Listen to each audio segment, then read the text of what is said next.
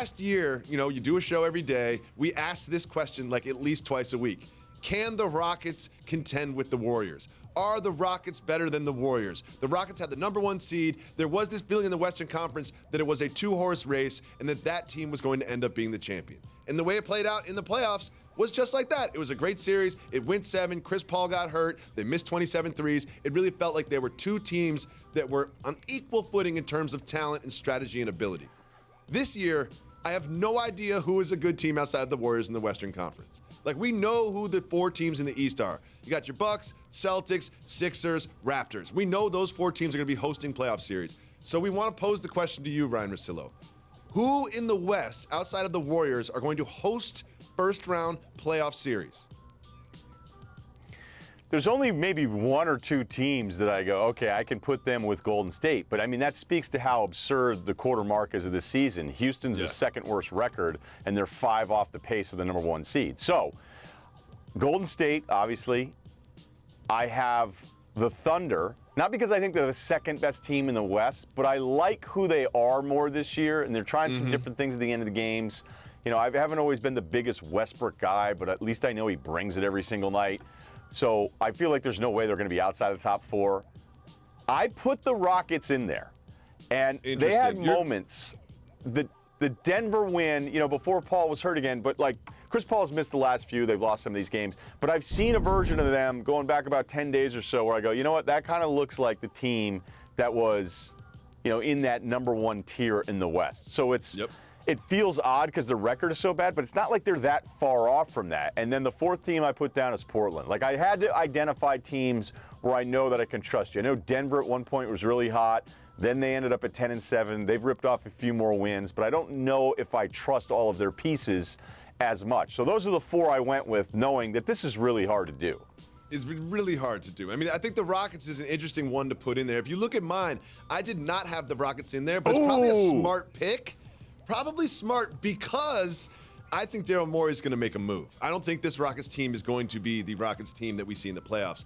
I put the Warriors in there. I put the Thunder in there. One thing, you touched on some good things about the Thunder. I really like the Thunder this year. I also am not a huge Westbrook guy, but they are the #1 team in defensive rating. Like, somehow they've turned into like a defensive juggernaut. I don't know exactly how it's happening, but I think it's going to continue. It's obviously very important. It's weird how I feel about Paul George, too, because there's moments where I go, he's disappearing again. But then you'll look at the raw numbers. And not every number is created equal here. I mean, there's guys that put up numbers where you go, is that the same impact that another guy has? But he's been so good defensively, too, that I think that's part of it. And then you have Adams.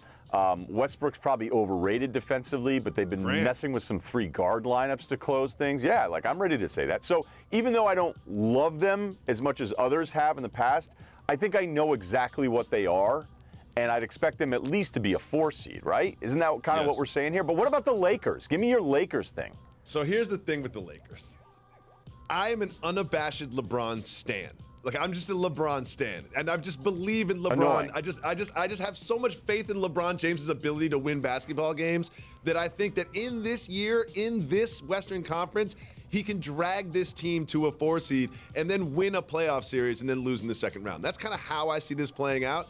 And like, there's everyone talking about the Lakers. Oh, they're going to trade for Beal, or they're going to make a big move, or get John Wall or Anthony Davis, this, that. I don't think the Lakers are going to make a big move and bring in an all-star this year. I really think that there's going to play out this year. LeBron's going to learn his pieces, and then this offseason he's going to sit down with Magic and Rob Pelinka, and they're going to decide who to re-sign that has the 1-year deals and what big free agent they're going to bring in, because I think they're going to bring in a free agent next year. Now, we both didn't have the Nuggets or the Clippers on there, and the Clippers are like supposed to be like this #1 seed. What makes you think, why did you omit the Clippers and the Nuggets? You kind of explained the Nuggets, so why did you omit the Clippers? Nuggets, I could add to that defensively. I need to see a little bit more. But the Clippers roster is so likable because it's a bunch of dudes that have been told they're not good enough, or it's a bunch of guys that have been hurt or cast off. I mean, a lot of this team is filler for the guys that they were forced to trade away. Whether it was Paul forcing his exit or the Blake Griffin contract and them going, you know what, maybe this isn't going to be great down the road, and then DeAndre Jordan didn't want to be there anymore. So this would be a movie. This would be a movie roster. Like, nobody believes in us. And here you are at the 1 seed, and I'm not sure I believe in you. So That's pretty much it. Like, I'd have to see them at game 40 plus and still playing the same way and everybody being healthy for me to be like, okay, like I just need a little bit more, despite the fact how much I love them and the great job I think Doc Rivers is doing with it. I think Doc Rivers is probably his happiest since he's been in Boston, because the expectations aren't there. There's always rumors about Chris Paul not getting along with Blake and DeAndre, and kind of like a cliquey, tension-filled locker room. And now they've got like Danilo Gallinari. They're featuring him on offense. Montrezl Harrell all of a sudden is like one of the best centers in the league. I really want this Clippers thing to continue, but don't tell Marcellus Wiley it's definitely not going to continue. So, two things that you and I are very passionate about. They'll get Kawhi next year, right? Hopefully. We'll see.